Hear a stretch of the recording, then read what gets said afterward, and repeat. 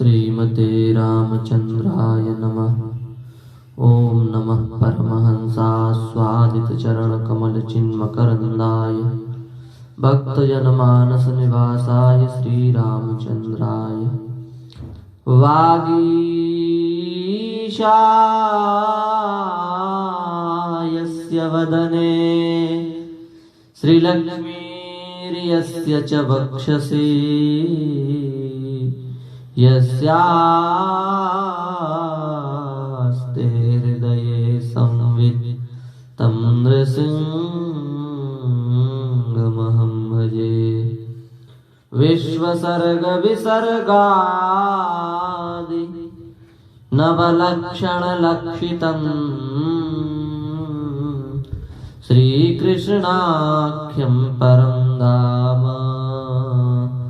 जगद्धाम नमामि तत्। वाञ्छाकल्पतरुभ्यश्च कृपा सिन्धुभ्यैव च पतितानां पावनेभ्यो श्रीवैष्णवेभ्यो नमो नमः। हरिशरणं निखिल हेय प्रत्यनीक अखिल कोटि ब्रह्मांड नायक परात्पर पर ब्रह्म परमेश्वर भक्तवांछा कल्पतरु भक्तवत्सल शरणागत वत्सल श्री ठाकुर जी की अहेतुकी कृपा करुणा से हम सभी लोग मानव जीवन का सर्वोत्कृष्ट फल सत्संग लाभ प्राप्त कर रहे हैं। प्रतिदिन हम सभी सदाचार की महिमा का वर्णन सुन रहे हैं और सदाचार की महिमा के परिप्रेक्ष्य में भोजन से संबंधित बात, भोजन से संबंधित कुछ चर्चाएं जो हम सब के लिए अत्यावश्यक हैं, हमारे समाज में आने योग्य हैं और हम सब सनातन धर्म से संबंधित प्राणियों के लिए अत्यावश्यक हैं, उन महत्वपूर्ण विषयों को हम स्थापित कर रहे हैं। जो शास्त्र के अनुसार नहीं चलता वह तो वानर है, मानव नहीं। शास्त्रों में वचन है मतयो यत्र गच्छन्ति तत्र गच्छन्ति वानरा शास्त्राणि यत्र गच्छन्ति तत्र गच्छन्ति मानवा। मत मतांतर जहां पर माने जाएं, मत मतांतरों को लेकर के जहां पर चर्चा हो और अपने अपने मत के अनुसार जहां कार्य किए जाएं, वो मानव नहीं, वो तो वानर है। वानर ही ऐसे होते हैं, जैसा मन में आया, जब जैसी मर्जी आई तो वैसा करने लगे। ये वानरों का काम है, मानवों का काम नहीं है। तो मानव किसे कहते हैं? बोले शास्त्राणि यत्र गच्छन्ति तत्र गच्छन्ति मानवा। शास्त्र जहां जावे और शास्त्र की आज्ञा के अनुसार जो आचरण करे उसे मानव कहते हैं।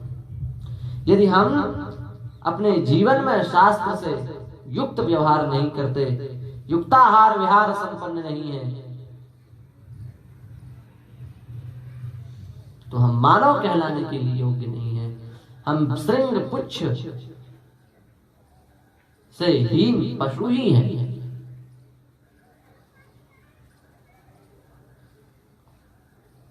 जहां शास्त्र जाए, शास्त्र आज्ञा में जो जीवन संपन्न हो उसे मानव कहा गया।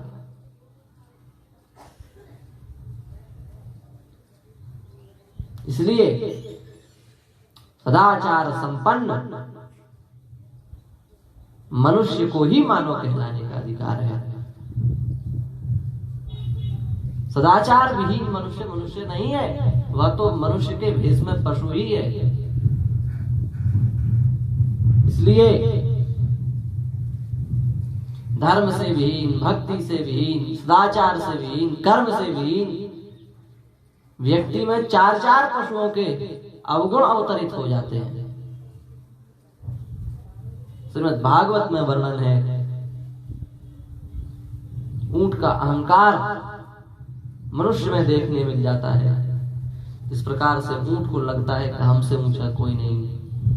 उसी प्रकार से सदाचार, शास्त्र, भक्ति, ज्ञान से विहीन जो मनुष्य है उसको यह अभिमान हो जाता है कि मुझसे बड़ा कौन है। कोन्योस्ति सदृशो मया, श्रीमद् भगवद गीता में भगवान ने कहा है, आढ्यो भिजनवान अस्मि कोन्योस्ति सदृशो मया यक्षे दास्यामि मोदिष्यामि ज्ञान विमोहितः। यह अभिमान मनुष्य के भीतर उत्पन्न हो जाता है। क्यों? क्योंकि जीवन सदाचार, भक्ति, शास्त्र और ज्ञान से शून्य है।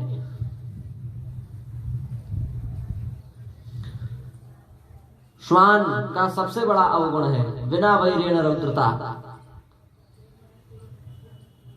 दूसरे वाला जो दूसरा कुत्ता है, दूसरे मोहल्ले का जो श्वान है, कुकुर है, वह यदि दूसरे मोहल्ले वाले कुकुरों के पास चला जाए, दूसरे मोहल्ले में चला जाए, दूसरे मोहल्ले वाले कुत्ता उसे सहन नहीं कर सकते। क्या बिगाड़ा है आपका उस दूसरे वाले श्वान ने? वह क्या बिगाड़ रहा है? पर उनको सहन नहीं होता।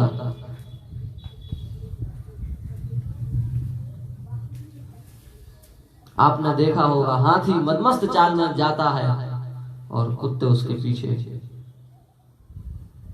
भौंकते रहते हैं।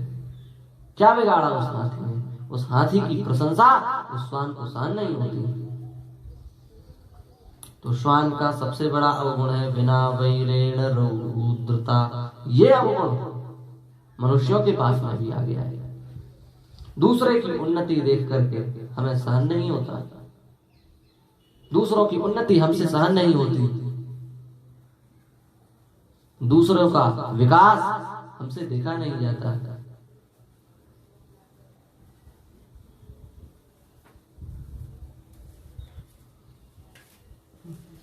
वैर अकारण सब का भूषण, श्री गोस्वामी जी ने रामायण में कहा है। अकारण वैर सबसे कर लेते हैं।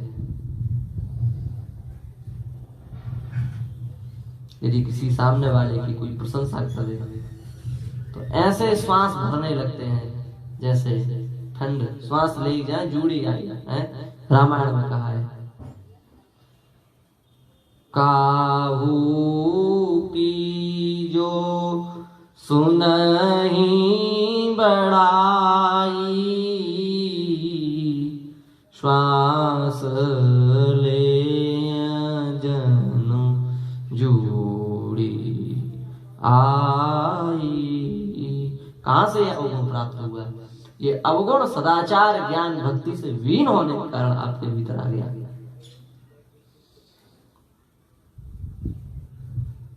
सुअर, उसका क्या अवगुण है? उसका अवगुण है भक्ष्या भक्ष्य विचार किए बिना जो मुख के समीप में आ जाए उसका भक्षण कर लेना। ये उसका दोष है। यही तो आराह का दोष है।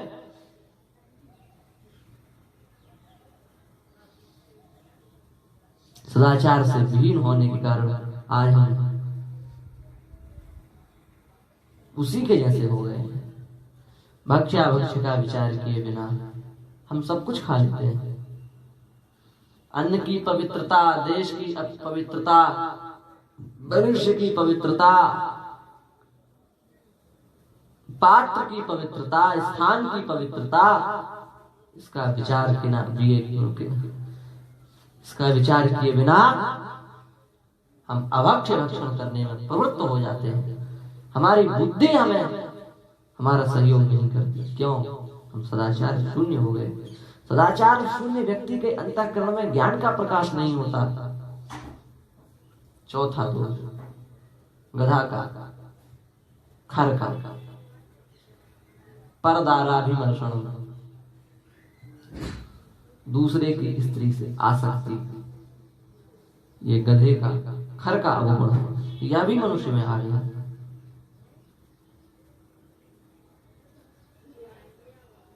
अब बताइए, इसलिए स्वविड वराहोष्ट्र खरई श्रीमद् भागवत में कहा गया। और आपको एक आध्यात्मिक बात बताएंगे।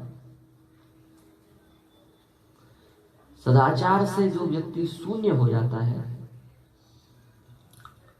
आचरण से जो व्यक्ति शून्य हो जाता है, भक्ति ज्ञान से जो व्यक्ति शून्य हो जाता है, उसको दुराचार करने के बाद भी ग्लानि का अनुभव नहीं होता। उसको पाप करने के बाद भी ग्लानि का अनुभव नहीं होता। क्यों? क्योंकि सदाचार रूपी बीज उसके भीतर से नष्ट हो गया है।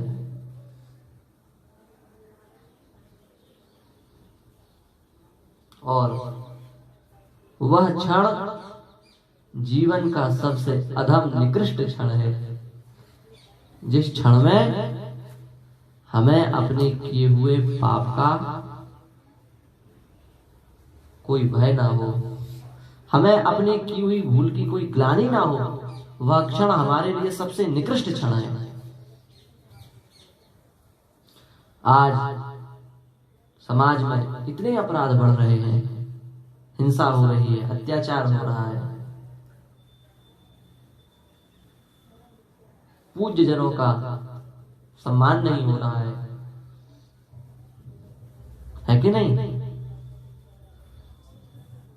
पर इतना सब होने के बाद भी हम लोगों के भीतर ग्लानि क्यों नहीं है, खेद क्यों नहीं है, दुख क्यों नहीं है? ये कितना गंभीर प्रश्न है। इसके मूल में यदि हम जाएंगे तो हमें यही मिलेगा कि हम सदाचार शून्य हो गए हैं। हमारे भीतर धर्म का बीज ही नष्ट हो गया है।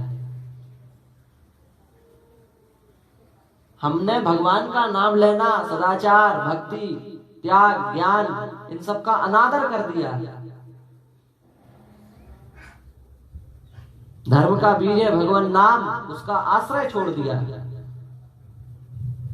सदाचार का आश्रय छोड़ दिया। इसलिए हमारे भीतर से ग्लानि नष्ट हो चुकी है। इसलिए हमसे अपराध कोई नहीं। इसका प्रमाण देते हैं हम आपको। श्री हनुमान नाटक में श्री हनुमान जी महाराज ने भगवान नाम को धर्म का बीज बताया है। कल्याणानां निधानम् कलिमल मथनम् पावनं पावनानां पाथेयं यन्मुमुक्षो सपदि परपद प्राप्तये प्रस्थितस्य विश्रामस्थानमेकं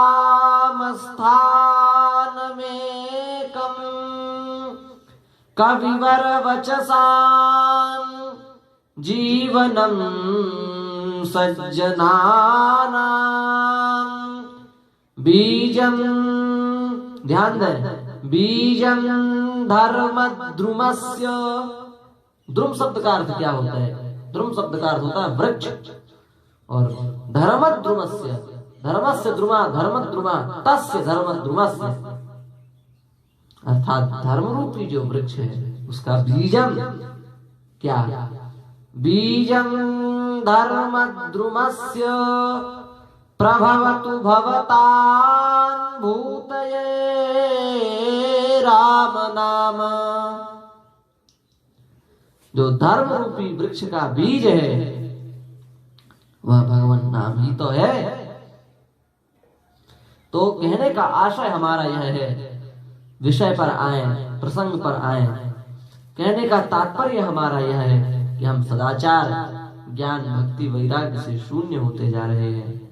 इसलिए हमारे भीतर से एक विशेष प्रकार की जो भावना थी, हमें पाप करके बड़ा दुख होता था, हमें पाप करने के पश्चात पीड़ा का अनुभव होता था, हम उसका प्रायश्चित सोचते थे, गुरुजनों के पास जाकर निवेदन करते थे, वह भावना समाप्त हो चुकी है। और उसका मूल हमने बताया, हम सदाचार से संपन्न हो गए हैं, हमने धर्म के बीज को ही नष्ट कर दिया है। इसलिए हमारी दुर्गति हो रही है। तो क्या करें? हमें किसी भी कार्य को करने के पश्चात सिद्धि नहीं मिलेगी, हमें कोई अच्छी गति भी नहीं मिलेगी। इसलिए श्रीमद् भगवत गीता में भगवान ने स्पष्ट शब्दों में उद्घोष किया है। भगवान कह रहे हैं यह शास्त्र विधि मुत्सृज्य वर्तते काम कारत न स सिद्धिमवाप्नोति न सुखम न परांगतिम। जो शास्त्र के विधान को त्याग करके मनमाने रूप से आचरण करता है वह ना तो सिद्धि को प्राप्त होता है ना उत्तम गति को प्राप्त होता है। इसलिए शास्त्रीय विधान के अनुसार हमें कार्य करना चाहिए। तो भोजन के विषय में शास्त्र में क्या आज्ञा है, इसी को लेकर के संवाद चल रहा है। तो न संध्यायाम भुंजीत, संध्या के समय भोजन नहीं करना चाहिए, भोजन एकांत में करना चाहिए। आहार निराहार विहार योगा सुसंवृता धर्म विदातु कार्या।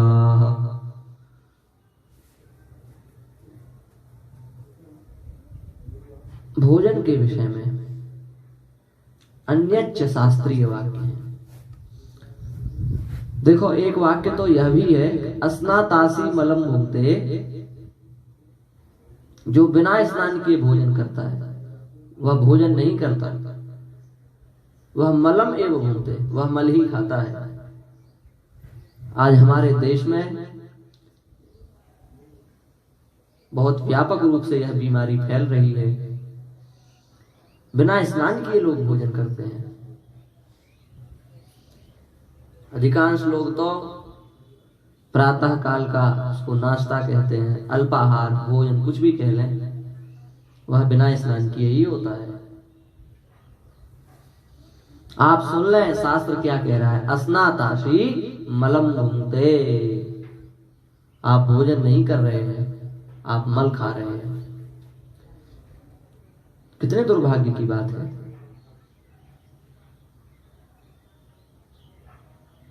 हमें ध्यान देना चाहिए। यजपः पूयशोणितम, यजपा बिना जप किए बिना भजन किए जो भोजन करता है वह पूयशोणितम, वह तो रक्त पीप के समान है। रक्त खून पीप पीप के समान है। अहुताशी कृमीन भुंक्ते, जो बिना हवन किए भोजन करता है वह कीड़ों का भोजन करता है। और अदत्वा विषम श्नुते, जो बिना दान किए भोजन करता है वह तो विष का भोजन करता है, विष। अब आप कहेंगे कि क्या करें, तो सरल उपाय हम आपको बता रहे हैं। स्नान करना तो स्वाभाविक है, सरल है, इसमें किसी को कोई कष्ट नहीं है। तो स्नान कर लें और स्नान करने के बाद में संध्या वंदन भी करना चाहिए, क्योंकि संध्या की बहुत महिमा है। उसी में जप भी हो जाएगा और भोजन करने से पहले प्राणाय स्वाहा, पानाय स्वाहा, व्यानाय स्वाहा, उदानाय स्वाहा, समानाय स्वाहा, इन 5 स्वाहाकारों का उच्चारण कर दें तो आपका हवन भी हो जाएगा। और चींटी, पशु, पक्षी, इनको रोटी दें, अन्न दें, दाना डाल दें, तो आपका दान भी हो जाएगा। इस प्रकार से यदि आप भोजन करेंगे तो वह भोजन सभी प्रकार के दोषों से रहित हो जाएगा। अब देखो कितना भोजन किसको करना चाहिए। हमारे आचार्यों ने कितना परिश्रम किया है। कितना भोजन किसको करना चाहिए इस विषय में भी शास्त्रीय वाक्य है। अष्टौ ग्रासाः मुनेर्भक्ष्या षोडशारण्यवासिना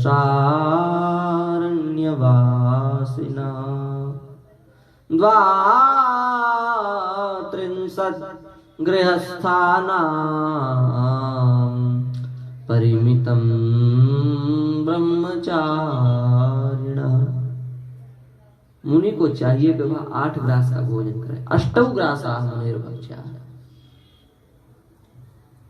क्यों? क्योंकि मुनि का जीवन भोजन करने के लिए नहीं है। मुनि का जीवन तो केवल साधन करने के लिए, शरीर स्वस्थ बना रहे उतने के लिए है। क्योंकि शरीर माध्यम खलु धर्म साधनम, शरीर ही एक है जो धर्म का साधन है। यदि शरीर अस्वस्थ हो जाएगा तो भजन साधन पूजन देवार्चन कैसे बनेगा? इसलिए मुनि के लिए तो केवल शरीर के निर्वाह के लिए भोजन की आवश्यकता है, और शरीर का निर्वाह 8 ग्रास भक्षण करके भी हो सकता है। इसलिए अष्टौ ग्रासाः मुनेर्भक्ष्याः,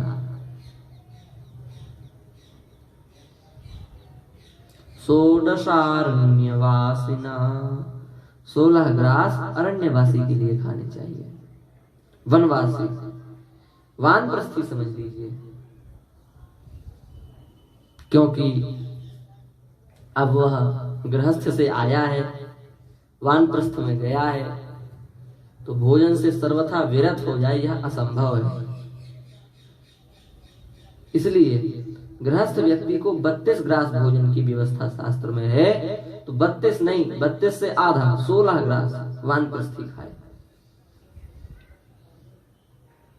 क्योंकि धीरे धीरे से कार्य किया जाता है। एकदम से यदि 8 ग्रास 5 ग्रास कर देंगे तो वह गृहस्थ व्यक्ति से जो वानप्रस्थ आश्रम में गया है उसके लिए अत्यंत कठिन हो जाएगा। ऐसा विचार करके हमारे आचार्यों ने कहा षोडशारण्यवासिना, और गृहस्थ बोले द्वात्रिंशत् गृहस्थानाम, 32 ग्रास गृहस्थ व्यक्ति के लिए खानी चाहिए। 32 ग्रास में उसके बल ओज तेज की रक्षा हो जाएगी। तो द्वात्रिंशत् गृहस्थानाम परिमितम ब्रह्मचारिणा, ब्रह्मचारी व्यक्ति जो है ब्रह्म की उपासना में रत हैं, सरस्वती समाराधना में संलग्न हैं, विद्या की उपासना में संलग्न हैं, ऐसे जो ब्रह्मचारी हैं वे अपना स्वाध्याय, अपना नित्य कर्म, उसका लोप ना हो, इस प्रकार का विचार करके अपने उदर पूर्ति के अनुसार भोजन कर सकते हैं। शास्त्रकारों ने इनके लिए ग्रास की व्यवस्था फिक्स नहीं की, निश्चित नहीं की, नियत नहीं की,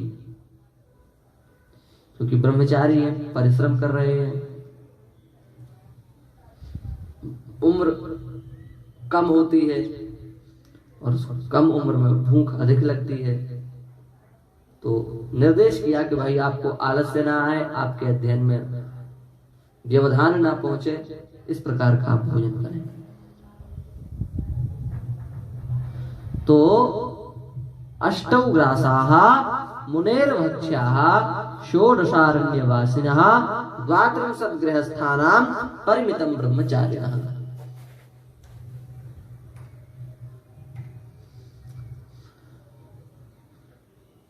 तीन